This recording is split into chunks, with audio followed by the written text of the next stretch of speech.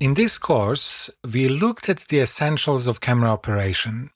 And even though mastery of the camera is really important, if you want to truly grow and excel in photography, it is also important to immerse yourself in its history and learn from a very wide range of sources. If you were to study photography at a university, your education would encompass various aspects of photography as an art form. So firstly, you would gain a deeper understanding of photography by exploring its history, various artistic movements, diverse ideas, and works of lots of different artists. This knowledge would provide context and inspiration for your own work. You would also examine the work of renowned photographers to learn about different genres, techniques, and approaches to photography, and this in turn, by absorbing all these different influences, would help you develop your own unique visual language. You would improve your technical skills by learning about various cameras, techniques, lighting, post-production, printing, and more. Acquiring these technical skills would enable you to fully realize your ideas and produce high-quality work. After you do all this studying, you would develop and produce your own photography projects, where you would experiment with different genres and ideas. This hands-on experience and application of the new knowledge would be crucial for refining your skills as a photographer. You would showcase your photography through gallery exhibitions, photo books, or online portfolios. This would not only build your professional presence, but also give you valuable skills in editing and presentation of photography. You would collaborate with fellow students and instructors to critique and discuss each other's work, because this kind of constructive feedback is essential for growth and improvement in any creative field. And then, let's say you were on a degree course, you would rinse and repeat. Your course would be split into modules, so you would go through this process multiple times. By starting with smaller projects and gradually working towards larger ones, you would build a solid foundation in photography and be well prepared for a major project by the end of your course. I would now like to take the main ideas from this approach and give you 5 tips on how you could apply them to your own independent learning. So tip number 1 is read about the history of photography. Reading about the history and evolution of photography as an art form can really broaden your horizons and make you a better photographer. So here are a couple of books I would recommend that will enrich your knowledge and appreciation of photography. The Photograph as Contemporary Art by Charlotte Cotton explores the role of photography in contemporary art, examining various themes, techniques, and styles used by different artists. As Cotton herself stated, the aim of this book is not to create a checklist of all the photographers who merit a mention in the discussion of contemporary art, but to give a sense of the spectrum of motivations and expressions that currently exist in the field. In other words, the book gives a really good overview of all the main genres and approaches and will help you understand the myriad of ways photography can be interpreted and appreciated. Photography, A Cultural History by Mary Warner Marion traces the development of photography from its invention to the present day, highlighting its impact on society and culture. By understanding the historical context of photography, you'll gain a broader perspective on the medium and be better equipped to find your own place within its rich legacy. These books will not only deepen your understanding of photography as an art form, but also offer valuable lessons that can be applied to your own work. This knowledge will then serve as a solid foundation give you new ideas and inspire you to explore new creative avenues. Tip number 2. You should look at notable works of many different photographers. If you were studying literature, you would be expected to read lots of fiction. If you were studying jazz, you would be expected to listen to lots of jazz records. So similarly, as you study photography, it's important to familiarize yourself with the main genres, prominent photographers, and well-known works that have shaped the history of photography. So once again, here are some books that will guide you in this exploration.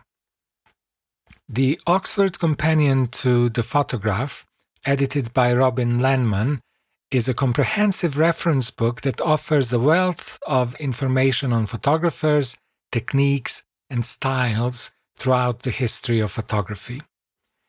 By studying the works of influential photographers, you will gain a better understanding of the different approaches to photography and be inspired to develop your own unique style. The George Eastman House Collection, A History of Photography, published by Taschen, spans the entire history of photography and will expose you to a wide range of photographic styles, subjects, and techniques, allowing you to appreciate the diversity and richness of the medium. Once you find photographers whose work you like, you can research them further, so this book can serve as a springboard that can take you in lots of different directions. Photography Masterclass, Creative Techniques of 100 Great Photographers by Paul Lowe, examines the creative techniques employed by renowned photographers working in different genres. By studying their methods, ideas, and thought processes, you will acquire valuable insights that can be applied to your own work, and ultimately enhance your photographic skills and creativity. By immersing yourself in these books, you will not only become more knowledgeable about the key figures and milestones in the history of photography, but will also be inspired by the works of other artists. This exposure to the best in the field will serve as a catalyst for your own growth and development as a photographer. If you do not have access to a library, or it's not easy to get hold of these books, you can achieve the same goals by using online resources. So for example, smarthistory.org has a section on the history of photography with various articles and links to YouTube videos. You can also read online magazines, like for example the British Journal of Photography, and you can also find lots of bookstores that allow you to preview lots of their books online, like for example the Mac books. I will leave a list of links in the description of this video. Tip number 3. You should work on personal projects. You should embark on self-initiated projects, both small and long-term, in order to gain experience and hone a whole range of photography skills. To come up with project ideas, you can draw inspiration from your study of history of photography and projects of other photographers. I can also recommend a few books that you can turn to for ideas and guidance. The first is The Photographer's Playbook by Jason Fulford and Gregory Halpern. This book offers a collection of photography assignments, ideas, and anecdotes from lots of different photographers and educators. By engaging with these prompts and exercises, you would be inspired to experiment with different techniques and approaches, ultimately fostering your creativity and artistic growth. 150 Photographic Projects for Art Students by John Easterby is a book aimed specifically at art students and presents a range of photographic projects that cover various genres, styles, and techniques. These projects would challenge you to push your creative boundaries, helping you develop a diverse portfolio and give you a strong foundation in photography. Making Photographs by Mike Simons is another excellent book that can help you learn how to develop your projects. The author delves into topics such as how to come up with a project idea, how to conduct research, how to draw inspiration from diverse sources, how to effectively present work to an audience, etc. By undertaking various projects, you will enhance your technical skills, but even more importantly, this is how you will find your creative voice. By working on different projects and experimenting with different genres, you will find out what it is that you are truly interested in and passionate about. Another thing worth emphasizing is that embracing the challenges and finding creative solutions to various briefs is the key skill to have, which will contribute significantly to your progress as a photographer. I would also advise you to start an online portfolio. Ideally, this would be a dedicated website, but you could also use platforms such as Instagram or Flickr. A good online portfolio should show your best images and should rapidly convey to the viewer, visually, the essence of your work and your identity as a photographer.